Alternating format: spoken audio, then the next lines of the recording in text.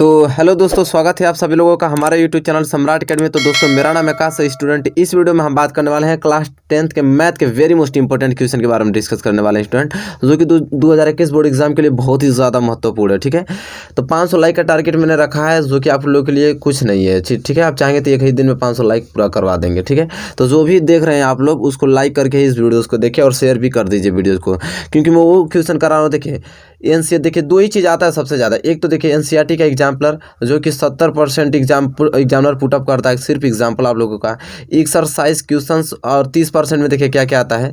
30% में आपका exercise question आ जाएगा, प्रीवियस क्वेश्चन आ जाएगा, जो मॉडल पेपर जारी किया रहेगा आपका यूपी बोर्ड, उसमें से आ जाएगा। तो देखिए हम लोग इस समय क्या कर रहे हैं, यही तो कर रहे हैं हम लोग। एनसीईआरटी के क्वेश्चन बहुत ही ज़्यादातर कर रहे हैं। एक दो क्वेश्चन जो मोस्ट इंपोर्टेंट एक्सरसाइज के भी आ जा रहे हैं, मॉडल भी आ रहे हैं, और प्रीवियस ईयर भी क्वेश्चन आ रहे हैं। तो हम लोग कहीं ना कहीं बहुत अच्छा ढंग से तैयारी कर रहे हैं, उन क्वेश्चनों को कर रहे हैं जो कि एग्जाम में आने वाले हैं।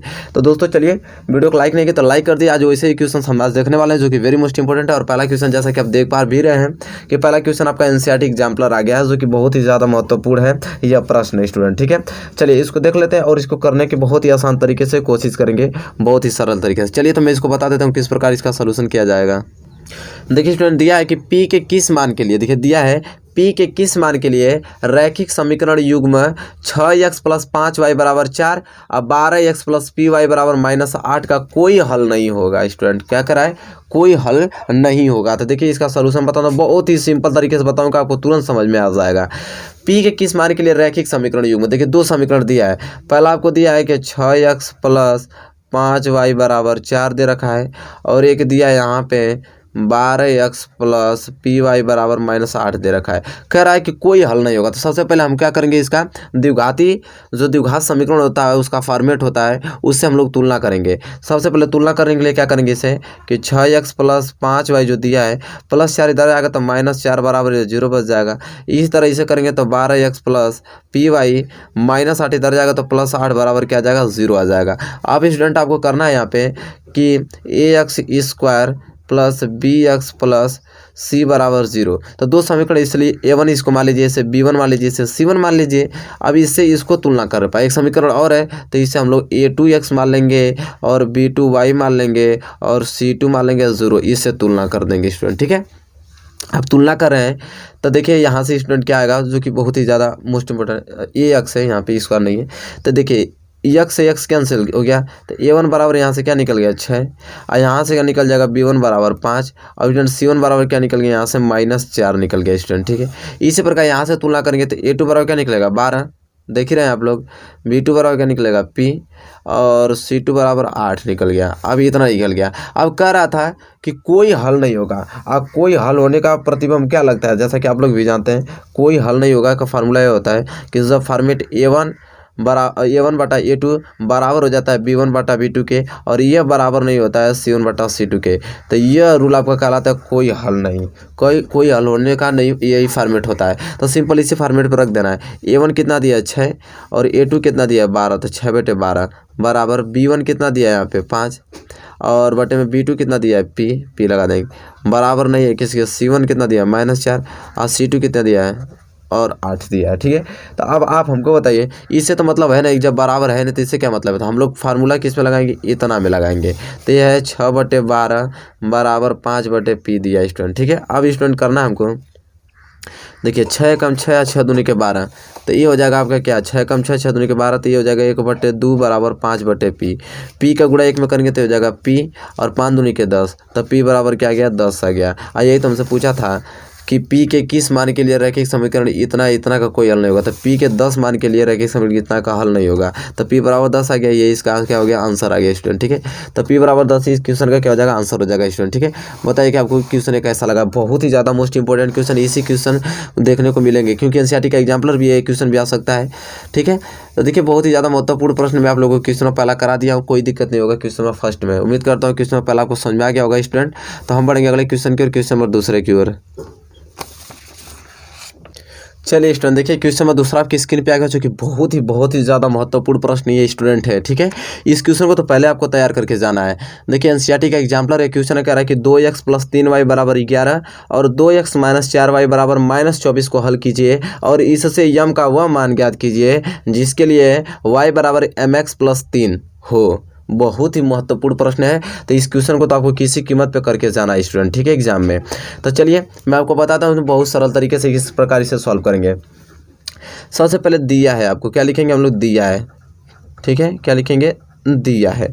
दिया है हमको कि 2x प्लस 3y बराबर क्या दे रखा है, 11 दे रखा है। इसे हम लोग समीकरण क्या मान लेंगे, 1 मान लेंगे स्टूडेंट, ठीक है। और दूसरा दिया है हमको, तथा यहाँ लिखेंगे, तथा दूसरा समीकरण हमको दिया है ये चीज़ कि 2x माइनस 4y बराबर -24 दे रखा है। ये समीकरण नंबर दूसरा दे रखा है, ठीक है स्टूडेंट। अब देखिए हमको करना क्या है कि दोनों समीकरणों से किसी एक का वैल्यू निकालेंगे। तो हम लोग लिखेंगे यहाँ से कि समीकरण 2 से, अब समीकरण 2 से हम लोग देखिए क्या करते हैं। समीकरण 2 देखिए यहाँ पे, अगर स्टूडेंट आप ही बताइए हमको कि यह 2x इधर है, यह -24 से इधर जाएगा तो क्या हो जाएगा, +24 हो जाएगा कि नहीं। अब बराबर यह -4y उधर जाएगा तो क्या हो जाएगा, +4y हो जाएगा कि नहीं, आराम से हो जाएगा।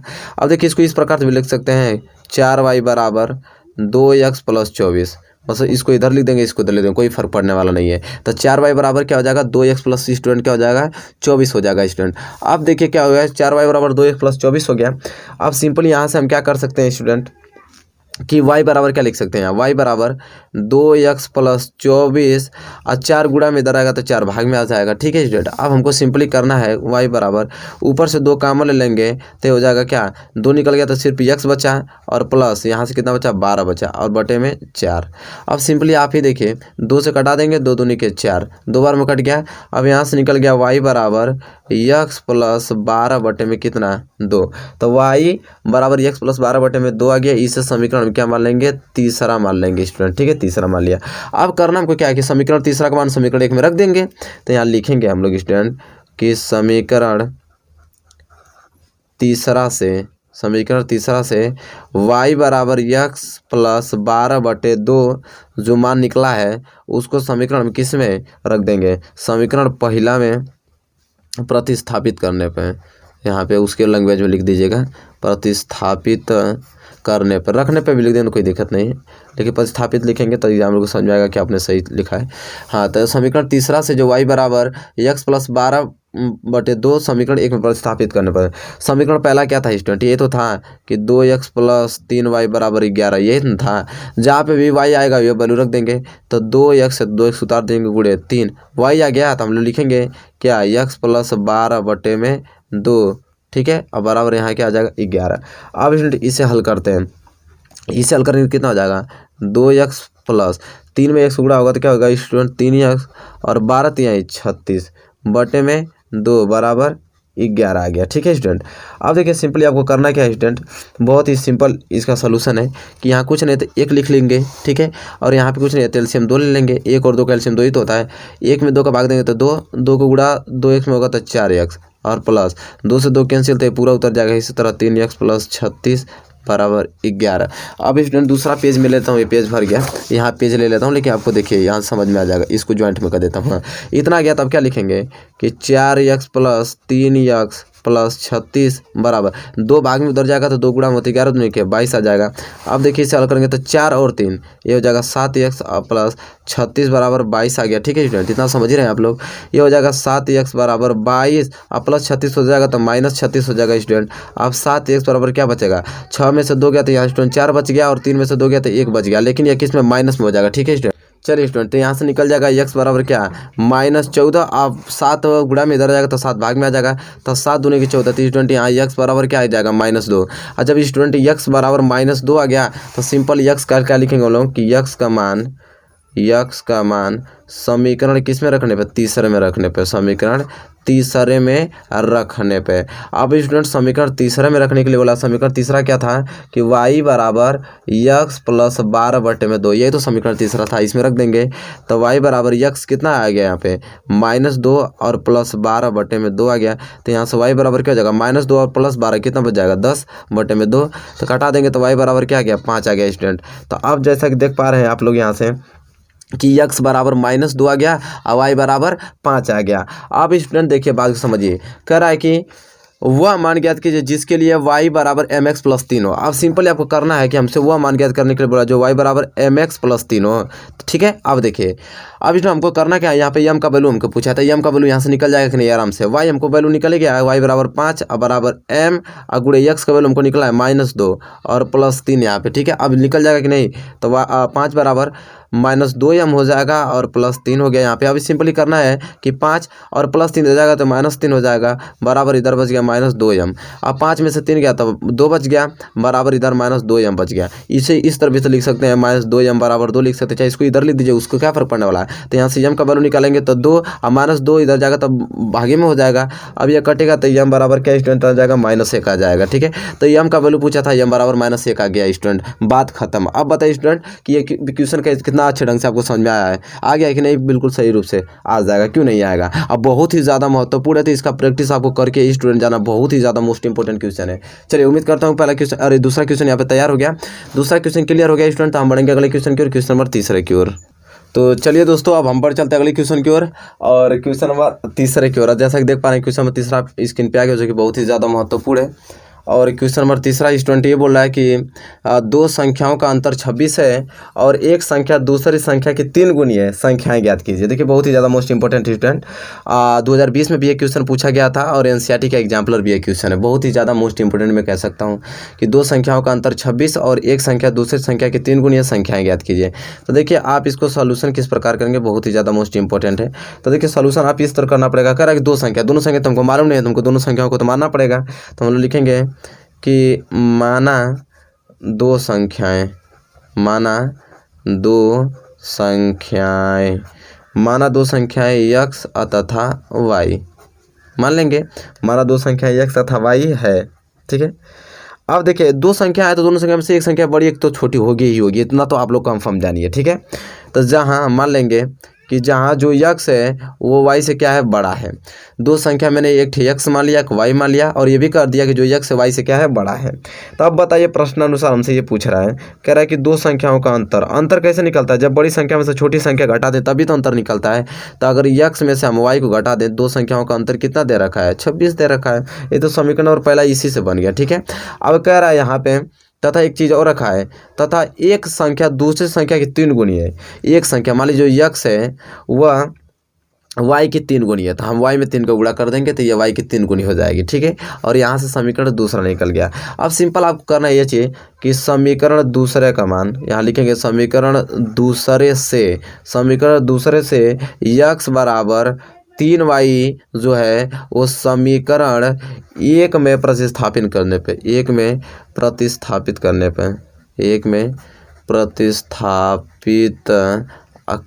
पर स्टूडेंट यहाँ लिखेंगे प्रतिस्थापित करने पर।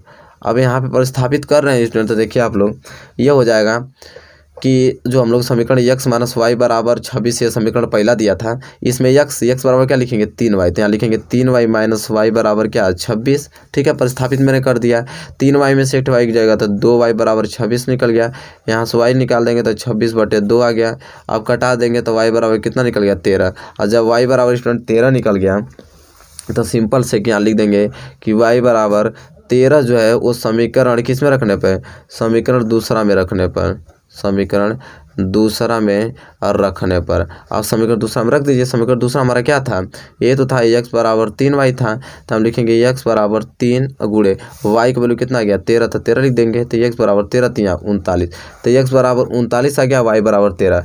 मतलब लिखेंगे हम लोग कि अतः जो संख्याएं हमसे पूछा था, तो अतः संख्याएं क्रमशः क्या क्या निकल गई, एक तो 39 निकल गया और वह एक 13 निकल गया। यही वो दो संख्याएं है। देखिए नहीं विश्वास है तो दोनों संख्या का अंतर देख लीजिए, 26 भी आ रहा है, मतलब बिल्कुल सही हमारा आंसर आ रहा है। ठीक है, तो ये हो जाएगा इसका आंसर। वेरी मोस्ट इंपॉर्टेंट ये क्वेश्चन है। ठीक है, उम्मीद करता हूँ कि क्वेश्चन नंबर तीसरा बहुत ही अच्छे ढंग से आपको समझ में आ गया होगा, नो डाउट आपको होगा क्वेश्चन नंबर तीसरे में स्टूडेंट। ठीक है, चलिए क्वेश्चन नंबर तीसरा आपको समझ में आ गया है, तो हम बढ़ेंगे अगले क्वेश्चन की ओर, क्वेश्चन नंबर चौथे की ओर। चलिए स्टूडेंट देखिए क्वेश्चन नंबर चौथा आ गया आपकी स्क्रीन पे, जो कि बहुत ही ज़्यादा महत्वपूर्ण है। और क्वेश्चन नंबर चौथा स्टूडेंट ये बोल रहा है कि वह अनुपात ज्ञात कीजिए जिसमें बिंदु P 3/4, 5/12, बिंदु A 1/2, 3/2 और B 2-5 को मिलाने वाले रेखाखंड को विभाजित करता है। देखिए 2019 में पूछा गया था, एनसीईआरटी का एग्जाम्पलर है। बहुत ही ज़्यादा मोस्ट इंपोर्टेंट ये प्रश्न स्टूडेंट, बहुत ही ज़्यादा मोस्ट इंपोर्टेंट आप इसको कह सकते हैं। देखिए अब इसको किस प्रकार सोल्यूशन करेंगे, इसको ध्यानपूर्वक आप देखिए और इसको एकदम लगा कर अच्छे ढंग से जाइएगा स्टूडेंट, ठीक है। चलिए मैं बता दें, सबसे पहले जो दिया उसको उतारेंगे। तो देखिए स्टूडेंट हमको दिया है हमको P एक बिंदु है, उनको दिया है कि 3/4, 5/12 ये हमको दिया है। तो इसको हम लोग क्या मान लेंगे, ये बिंदु है तो इसलिए बिंदु को क्या मानेंगे, x, y मान लेंगे। तो x, y एक बिंदु दे दिया हमको, ठीक है। अब देखिए यहाँ a हमको दो बिंदु का निर्देशांक दिया है, a जो है वो 1/2 और 3/2 है। तो इसको हम लोग क्या मान लेंगे, निर्देशांक दिया, तो इसको हम लोग मान लेंगे x1 और y1 मान लेंगे स्टूडेंट। और बिंदु b जो दिया वो दिया हमको कि 2 और -5 दिया स्टूडेंट, ठीक है। इसको हम लोग क्या मान लेंगे, तो इसको मान लेंगे x2 और y2 मान लेंगे स्टूडेंट, ठीक है। अब x2 y2 मैंने मान लिया स्टूडेंट इसको। अब सिंपली आपको करना ये चीज़ है कि माना, यहाँ लिखेंगे कि माना बिंदु P, जो बिंदु P है यहाँ जो दिया था कि माना बिंदु P रेखाखंड AB को, माना बिंदु P रेखाखंड AB को हमसे क्या पूछा क्या है कि मिलाने वाले रेखाखंड को विभाजित करता है। कह रहा है कि बिंदु P जो है बताइए कि AB को किस रेखाखंड में विभाजित करता है। हम लिखेंगे माना बिंदु P जो है रेखाखंड AB को M1 असंबंध M2 में विभाजित करता है। मान लेंगे, हमको ये निकालना था, मान लेंगे कि माना बिंदु P रेखाखंड जो AB को M1 संबंध M2 में विभाजित करता है। क्या लिखेंगे हम लोग, विभाजित करता है।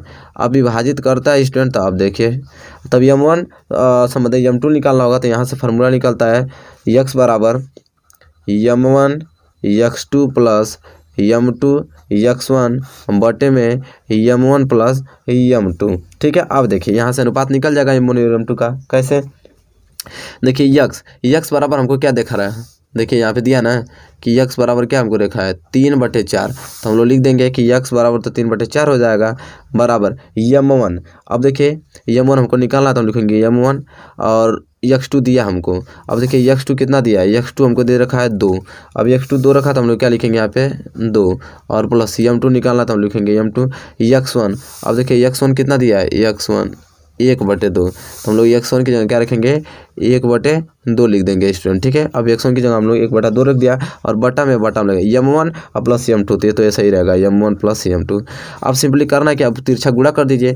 अब M1 में 3 का गुणा करेंगे तो एक हो जाएगा 3M1 हो जाएगा, और प्लस M2 का गुणा 3 में करेंगे तो ये 3M2 हो जाएगा बराबर। अब इसका गुणा इसमें करेंगे तो 4 दूनी के 8, तो 8M1 हो जाएगा। और प्लस इसका गुणा इसमें करेंगे तो 2 से 2 कट जाएगा, तो 2 दूनी के 4, ये बच जाएगा क्या 2M2 बच जाएगा। अब 2M2 बच गया, इतना चीज़ आ गया फॉर्मेट। अब हल करने में देखिए 3M1 है या प्लस 8M1 इधर आएगा तो माइनस 8M1 हो जाएगा बराबर, इधर बचेगा 2M2 और प्लस 3M2 इधर आएगा तो माइनस 3M2 हो जाएगा स्टूडेंट। अब सिंपली अब करना है यहाँ पे कि -3M1 में से -8M1 घटाएंगे तो यहाँ पर बचेगा -5M1 बच जाएगा बराबर। यहाँ से घटाएंगे तो क्या बचेगा -M2 बच जाएगा, क्योंकि 3M2 में से 2M2 घटा देंगे तो M2 ना बचेगा और माइनस लग जाएगा। यहाँ से हम माइनस कैंसिल कर सकते हैं स्टूडेंट, ठीक है। अब हम जैसा कि देख पा रहे हैं यहाँ पे कि M1 देखिए M1 यह यहाँ पे M1 है, देखिए इसके साथ कुछ नहीं तो एक का तो गुणा हो भी करेगा, तो M2 यहाँ पे गुणा में इधर आएगा तो M2 भाग में आ जाएगा। इधर बचा क्या, एक ही बचा, और ये 5 गुणा में इधर जाएगा तो 5 इधर भाग में आ जाएगा। तो मतलब M1 बटे M2 बराबर 1/5। तो M1 संबंध M2 बराबर क्या हो जाएगा 1 संबंध 5। तो देखिए स्टूडेंट यहाँ पे M1 संबंध M2 ये पूछा था और 1 संबंध 5 आ गया, तो ये इसका क्या हो जाएगा आंसर हो जाएगा। वेरी मोस्ट इंपॉर्टेंट क्वेश्चन है, ठीक है। देखिए बहुत ही ज़्यादा महत्वपूर्ण प्रश्न है, जो कि बहुत ही मेरे आसान तरीके से आपको बताने की कोशिश किया हूँ। बहुत ही ज़्यादा मोस्ट इंपॉर्टेंट ये क्वेश्चन है, 4 नंबर के क्वेश्चन है पूछे जाते हैं, ठीक है। उम्मीद करता हूँ क्वेश्चन नंबर चौथा क्लियर हो गया होगा स्टूडेंट, नो डाउट आपको होगा क्वेश्चन नंबर चौथे में। तो हम बढ़ेंगे अगले प्रश्न की ओर, प्रश्न नंबर 5वें की ओर। चलिए स्टूडेंट देखिए क्वेश्चन नंबर 5 आपकी स्क्रीन पे आएगा, जो कि बहुत ही ज़्यादा मोस्ट इंपॉर्टेंट प्रश्न है और एनसीईआरटी का एग्जाम्पलर एक क्वेश्चन है, ठीक है। कह रहा है कि सर्कस का एक कलाकार एक 20 मीटर लंबी डोर पर चढ़ रहा है जो अच्छी तरह से तनी हुई है और भूमि पर सीधे लगे खंभों के शिखर से बंधा हुआ है।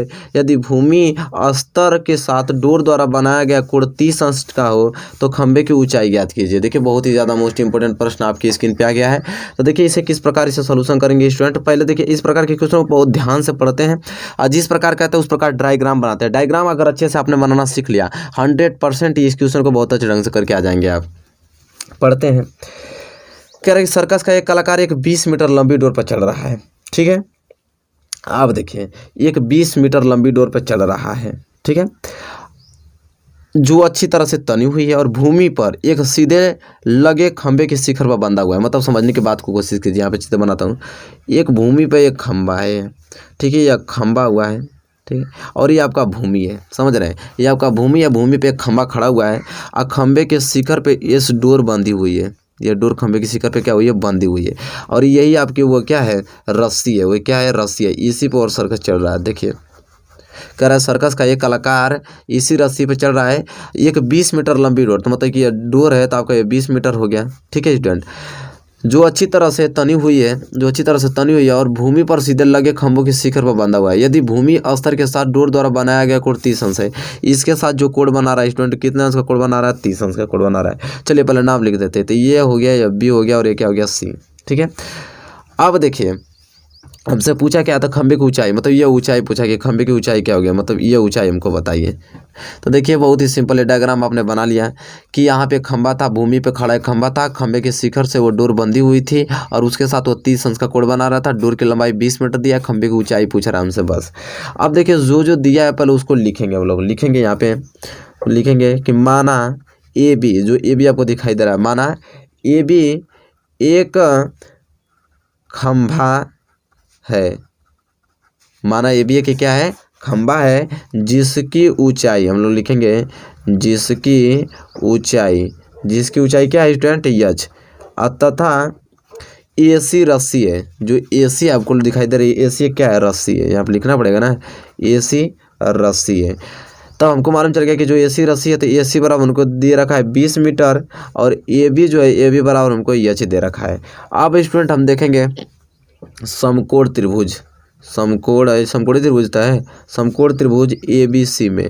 अब समकोण त्रिभुज ए बी सी में देख रहे हैं तो हमको लंब दिया है और यहाँ पे आधार दिया, लंब दिया, सॉरी लंब, देखिए लंब दे रखा है यच और यहाँ पे कड़ देख रहा है, तो लंब और कड़ देख रहा है, तो लंब और कड़ किस और समीकरण में आता है, तो साइन।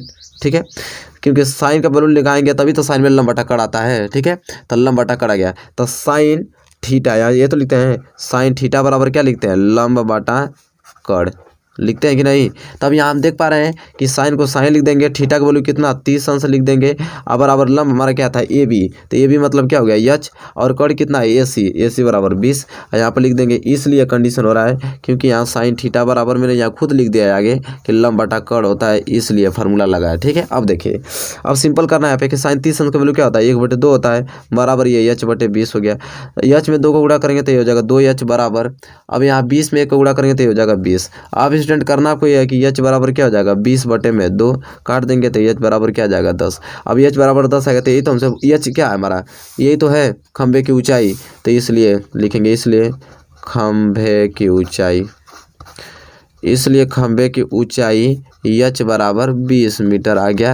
ये इसका क्या हो गया, आंसर हो गया स्टूडेंट। अब बताइए कि कैसा समझ में नहीं आया आप लोगों को, आया कि नहीं समझ में। तो बहुत ही अच्छा ढंग से सवाल है, आप बहुत ही पॉपुलर क्वेश्चन है, एनसीईआरटी का एग्जाम्पलर, उम्मीद करता हूँ क्वेश्चन 5वां क्लियर हो गया। तो स्टूडेंट इस वीडियो में बस इतना क्वेश्चन लिया हूँ, फिर नेक्स्ट वीडियो आएगी आप लोगों को। तो जितने क्वेश्चन मैं करा रहा हूँ बहुत ही ज़्यादा महत्वपूर्ण, सारे क्वेश्चन को करके जाना आप लोगों को।